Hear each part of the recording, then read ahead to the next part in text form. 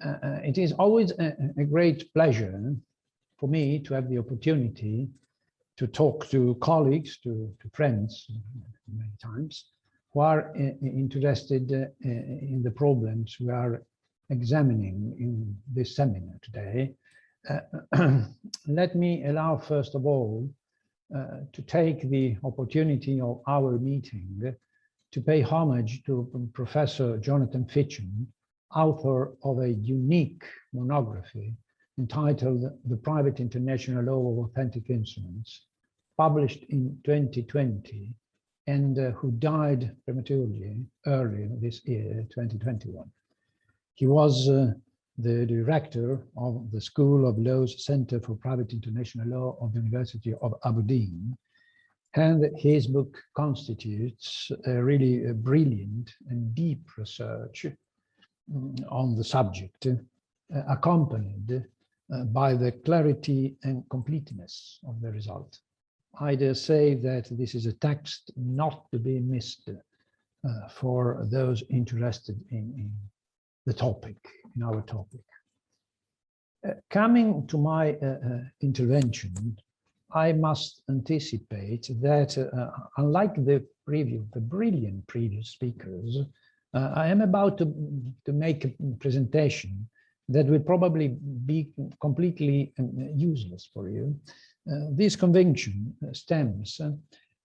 from the fact that the rules I am about to comment on originated more than 50 years ago, and up to now, as far as my knowledge, as my experience is concerned, they have not had an appropriate practical application. The rules contained today in Article 58 of Brussels 1A regulation recast are part of the system that the European legislator has developed starting from 1968, starting with Brussels Convention on Jurisdiction and Enforcement of Judgment in Civil and Commercial Matters, many times mentioned today as well. Article 50 was dedicated to the enforcement of authentic instruments, and it found also the support, the choice of the European legislator found the support of the Court of Justice in the judgment of the 17th of June 1999, already mentioned by President Bormann, the case, the Unibank case, which is a milestone for us, the notaries of the entire European Union. Let's recall the wording of Article 50 of Brussels Convention as amended after the accession of Spain and Portugal to the European Union, by which it was just slightly retouched. The text was a document which has been formally drawn up or registered as an authentic instrument and is enforceable in one contracting state, shall in another contracting state be declared enforceable there on application made in accordance with the procedures provided for in Article 31 and 2nd. So the same procedures provided for the court judgments, for the court decisions.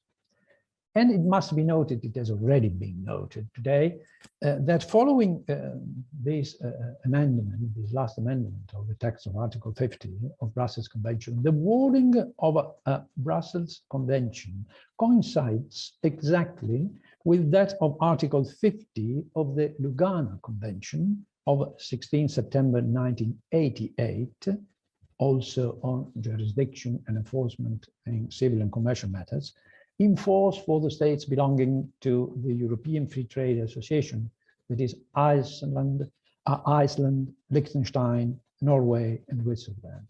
So at that time, we had the two main international conventions on recognition and enforcement on judgments in civil and commercial matters, which coincided in providing also the enforcement of authentic instruments.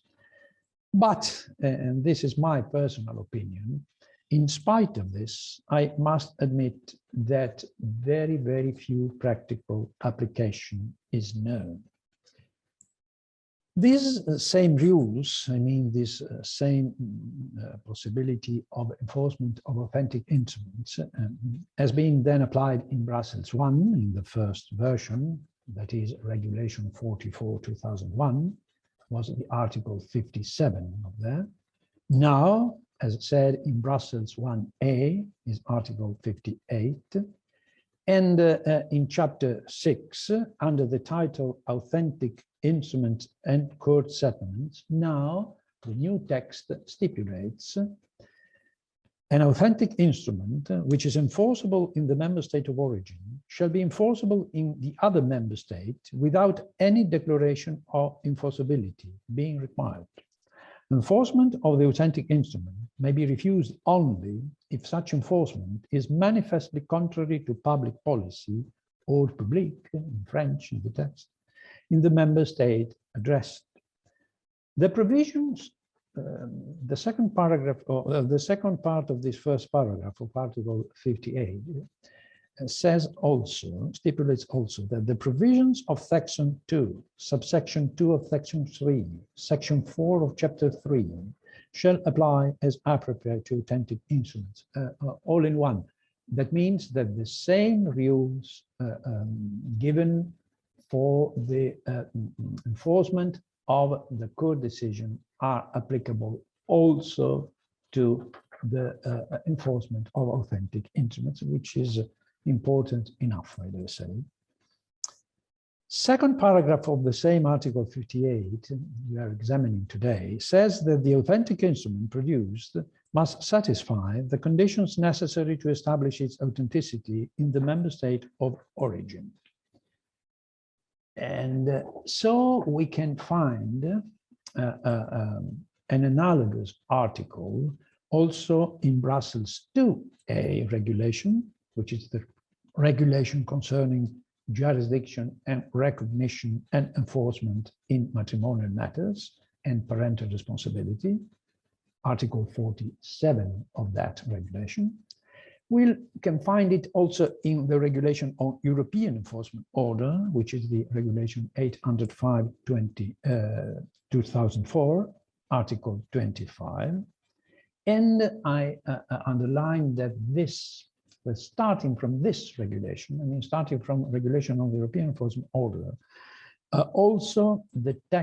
European texts provide the definition of authentic instrument as there in Article 4, paragraph 3.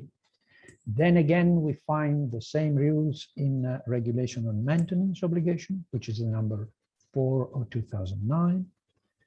There is Article 48 concerned. In the succession regulation, regulation 650/2012, and on in the regulations regarding matrimonial property regime and the property consequences of registered partnerships is Article 59 of both regulations, which are the regulations of 2016, 1103, 1104. And I insist on the fact that starting from regulation on the European enforcement order, that means from 2009, the European legislator has also introduced in its text a definition of authentic instrument, which is important enough. And it is taken from the decision of the court I already mentioned, I mean, the Unibank decision, which in its turn took it from the report accompanying the Lugano Convention, drawn up by Professors Jenard and Möller. Since then, since the decision of the court, better said, since regulation on the European enforcement order, now we can find it in all the following regulations, including the Brussels 2A, a definition which sounds almost the same as follows. Authentic instrument means a document which has been formally drawn up or registered as an authentic instrument in the member state of origin, and the authenticity of which first relates to the signature and the content of the instrument, and second, has been established by a public authority or other authority empowered for that purpose.